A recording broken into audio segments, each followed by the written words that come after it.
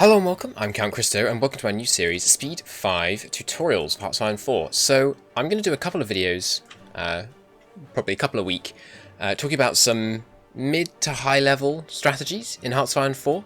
I'm not going to go over really basic stuff like here's how you train divisions and things like that. I'm going to do the slightly more challenging things that some of you hopefully may not know.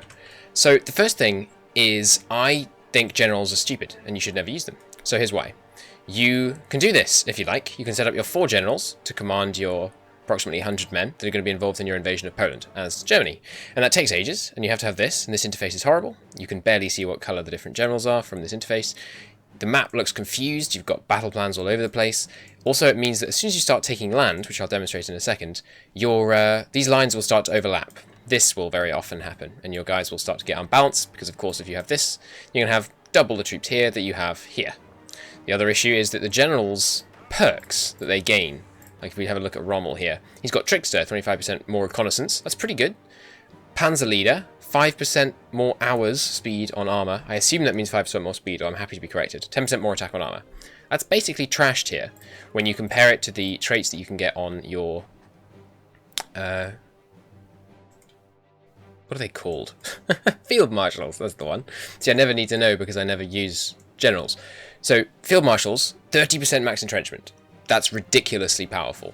10% own combat width. That's also ridiculously powerful. And the great thing about these, and of course there are others, all of which are much better than the general ones, the other thing about these is they apply to all types of units. So yes, Rommel might be the best choice for leading panzers, because he gets 5% more attack, more speed, 10% more attack. But that's actually lower than this guy would give tanks. This one alone but means that your divisions can be 10% larger, which means that they can have 10% more attack, 10% more defense, etc, etc, etc, at least in their main combat battalions. So the traits are a lot better. There are lots of other traits. There's 10% faster division recovery speed, charismatic leader, that one's called. There's max planning, which is insanely useful. There's lots of traits, basically, in my opinion, all of which are better than the general's traits.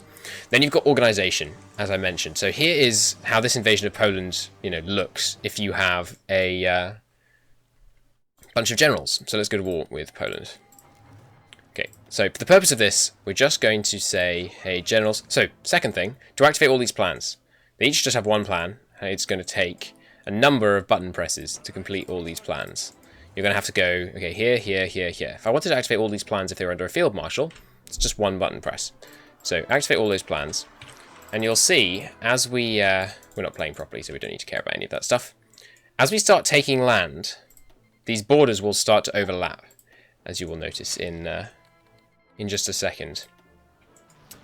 So here, for example, they already overlap on this province, now on these 2 provinces, which means that your AI is going to put double the number of troops in these provinces as it is in these provinces, so immediately you're imbalanced, something that would happen much less if you had field marshals. Secondly, you're attacking with a different group of units in each area, which is, very historical and sometimes fairly useful, but it limits you in other ways. So, for example, let's say these units are involved in attack on this province here, the west side of Krakow. Let's say I want to stop this attack. I press H, because H is the shortcut key to stop units. Nothing happens, because if you have 2 units from 2 armies selected, nothing happens. Whereas if I select these and press H, they stop. Now I have to select these, press H, and they'll stop.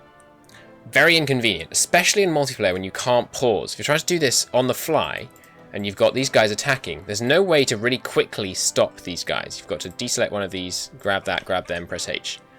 You've got lots of excess button presses.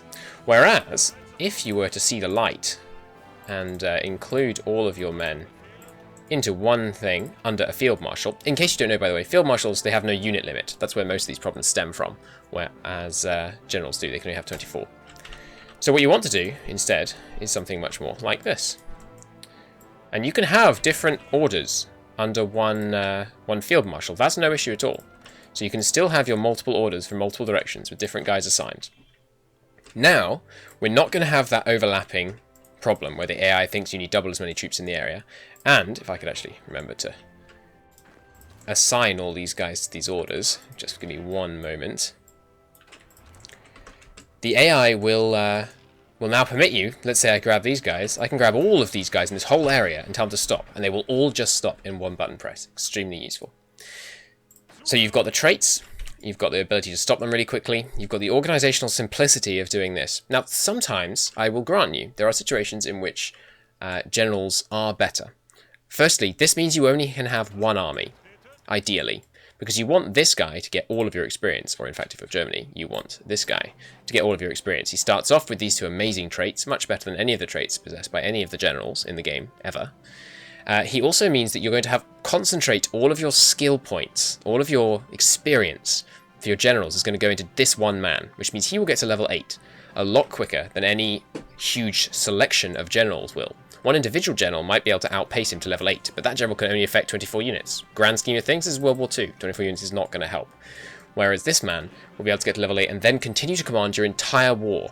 This guy will be able to command everything from here to here without any difficulty. You can put battle plans over here, you can put battle plans over here, you can put battle plans over here. This fine fellow here is going to be able to command the entire war for you, from one side of the globe to the other. And he's going to get all of his experience, and all of his traits are going to affect you everywhere. That's why I think you should never use generals, and you should always use field marshals. The one exception for having more than one army, because generally I recommend you should just have one army with all of your men under a field marshal. Any exception is ports. The reason ports is different is because it's quite easy when you're trying to give strategic redeployment to hit V instead of B. So B, right click, moves everyone here. V, left click, is going to garrison here. And now that I've garrisoned, I just deleted all of those port garrisons. Port garrisons take a little while to do if you do them properly using fallback lines. And you should do fallback lines, as I shall explain in the next video. But until then, thank you very much for watching, and happy conquering. Bye-bye.